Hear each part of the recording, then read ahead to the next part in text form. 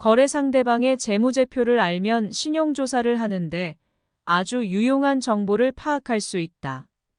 물론 100% 신뢰하기란 어렵겠지만 기본적인 판단은 할 수가 있다.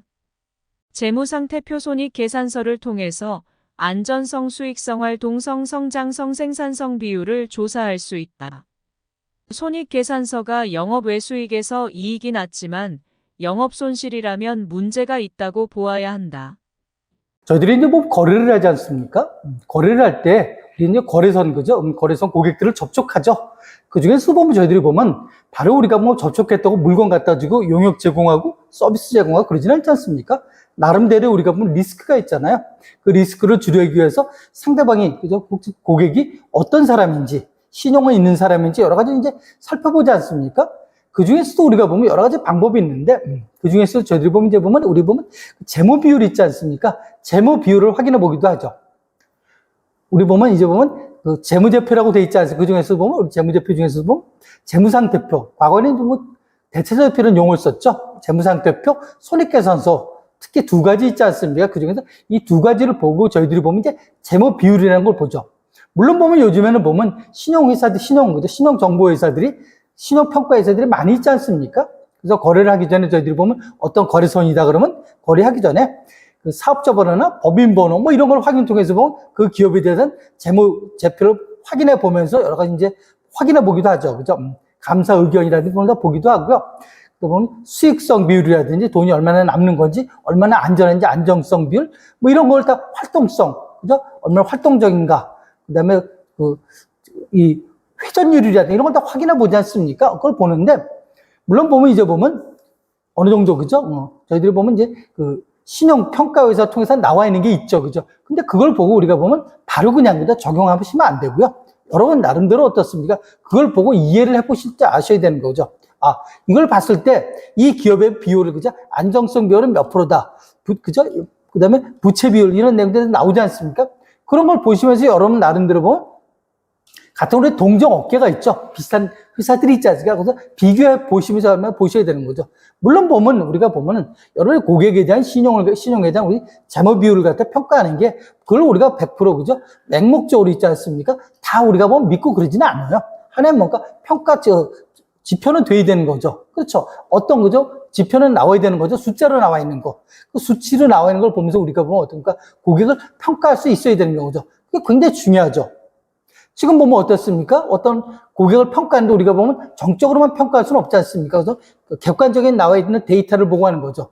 우리가 보면 재무제표를 할 때 그 재무제표가 본인이 만들고 싶다고 만드는 게 아니지 않습니까? 금융감독원에서 어떻습니까? 제정되어 있죠. 우리 기업 회계 기준이 있죠. 그 기업 회계 기준에 의해서 만든 게 보면 재무 비율이지 않습니까? 그런 재무 비율도 뭡니까? 하나의 비교 보면서 우리가 보면 하나의 뭡니까? 신용평가의 평가 지렛대, 그죠? 좌표를 보는 것도 굉장히 중요하죠.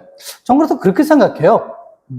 저희들이 보면 이제 회계학적으로 있지 않습니까? 굉장히 더 스킬이 높고 조예가 깊으신 분들 많죠. 그분들 좋죠, 그렇죠? 그렇지만 우리가 보면 저희들이 보면 이제 회계 쪽으로 다 관심을 다 갖고 있었던 건 아니지 않습니까? 또 잘하는 것도 아니고요. 그렇지만 여러분들이 있잖아요. 우리 대한민국에서 사시는 동안에 기업 회계 기준은 알 필요가 있고, 특히 보면 회계 원리 있지 않습니까? 그 회계 원리를 갖다 보면 재무상태표 나와 있는 것들, 손익계산서 그걸 뭐 작성하고 거기까지는 요하지는 않지만, 그래도 기본적으로 뭡니까? 그거 나타나는 걸 보시면서 여러분이 이해는 가능하셔야 된다는 거죠. 재무제표를 보는데 상대방의 재무제표를 보면서 손익계산서나 재무상태표를 보면서 뭡니까? 비교를 해가면서 한번 여러분이 따져볼 필요는 있다는 거죠. 그걸 이해할 수 있다는 거죠.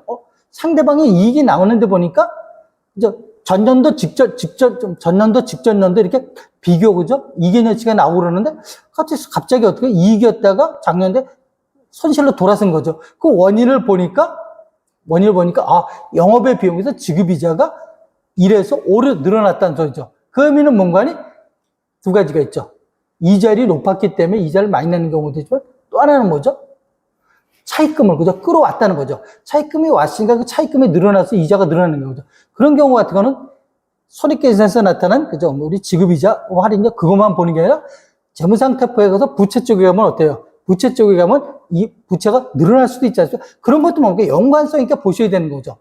그래서 저희들이 보면 정리하면 저희들이 신용조사할 때는 재무 비율 분석도 우리가 볼 필요가 있는데, 기본적인 건 우리가 만약에 여러분들이 신용평가회사를 갖다가 그죠 비용을 지불하고 뭐 그런 정보를 갖다 활용한다면 거기에 나타날 수도 있죠, 그죠? 물론 그걸 그때 볼 수도 있지만 여러분은 나름대로 그죠 그게 뭘 의미하는지는 아셔야 되는 거고, 또 우리 저희들이 보면 다 같이 모두가 그 비율을 갖다 신용평가회사를 갖다 활용하는 건 아니지 않습니까? 그렇지 않은 데도 많죠, 그죠? 아직 규모라든지 비용 면에서 그런 부분들은 여러분들이 있잖아요. 여러분들이 직접 한번 계산도 해보셔야 되는 경우죠. 그래서 정리하면 저희들이 거래할 때 재무 비율 분석은 신용평가, 그죠? 저희 신용을 조사하는 데 하나의 기본적인 잣대가 될 수 있다는 거, 그런 점도 한번 기억해 보시기 바라겠습니다.